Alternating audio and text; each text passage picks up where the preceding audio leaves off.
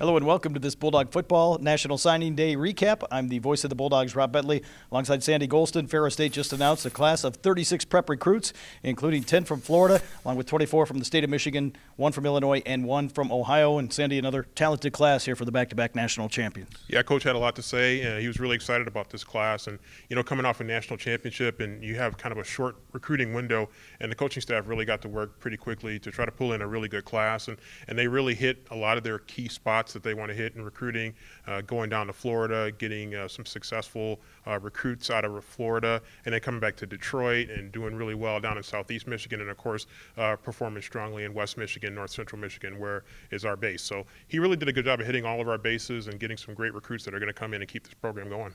Obviously, a theme here for the Bulldogs was speed and skill, and the Bulldogs got plenty of that here in terms of some of the skill position guys they were able to sign. Yeah, Coach talked a lot about that, a lot of multiple sport athletes, guys that were in track and field, very successful in track and field, lots of speed, and again, that's a big part of what this program is built on, really at all three levels of defense and at the key positions on offense as well. And so having that kind of an advantage and really keeping that thing going just really plays into the strengths of this program. Of course, the Bulldogs, with a little bit bigger class than maybe they had a year ago, able to add some more depth here to the program and kind of reload the roster here with the loss of some key guys here over the past couple seasons. Well, that's the thing. You just want to continue to reload and get players to come in, because you sit there and you look at the players that were graduating, great players that are graduating, leaving the program, moving on to do better things, whether professionally outside of football or in football in some cases. You got to be able to replace those, and that's what the Bulldogs feel like they're doing. They feel like they've been able to add pieces year after year after year, and guys that come in understand what the program's expectations are, and they work to live up to those expectations.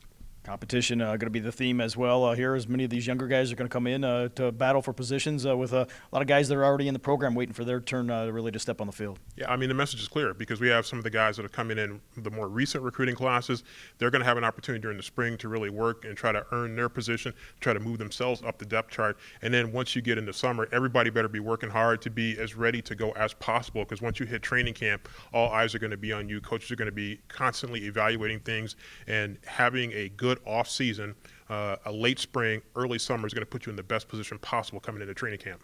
Outstanding talent the Bulldogs were able to bring in, and you mentioned it earlier, on kind of a relatively short window with the fact the Bulldogs were still playing into late December. Yeah, they had to hit the ground hard, and they were probably working on recruiting even while they're preparing for the national championship, and probably even before that. And so that's certainly always going to be on the minds of these coaches. But of course, they're working and evaluating these guys as juniors, as sophomores, knowing what they're looking at, and then you try to find those diamonds. And as Coach said, they're not looking necessarily for guys that are like true Division II guys. They're looking for guys that the Division I schools missed. They're going to come in and get this program at that high level, keep this program at that high level, back-to-back national champions. And part of the reason that the Bulldogs have been able to do that is continue to recruit those high-level recruits.